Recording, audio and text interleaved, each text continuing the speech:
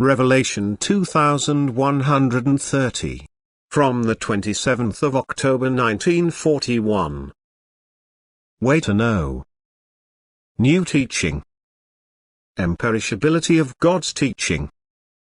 As long as the human being knows nothing about the meaning and purpose of embodiment on earth, the thought of a continuation of life after death will also be unacceptable to him, for then he will regard earthly life as an end in itself, and from this point of view he will now also adjust himself to his earthly task, that is, he will attach too much importance to his earthly activity. Understandably, he then only has the goal of exhaustively evaluating his earthly existence because he does not think of an afterwards. It will remain a mystery to these people that there is a path which leads into realization, for they do not understand the simplest thing, that there is a connection between God and people and that this connection can always be established if the human will is willing to do so.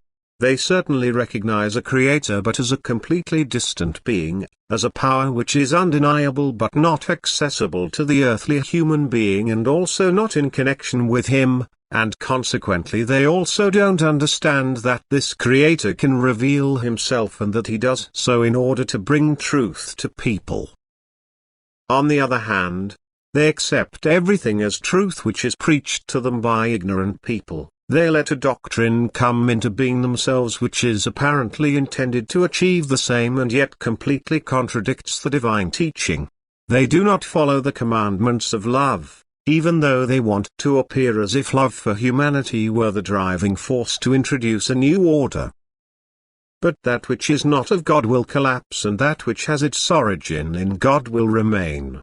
And thus, no matter how wise people may think they are, they will not let anything perfect come into being as long as they are not in contact with God Himself, as long as they are taught by God Himself and, with God's help, impart their teaching to their fellow human beings.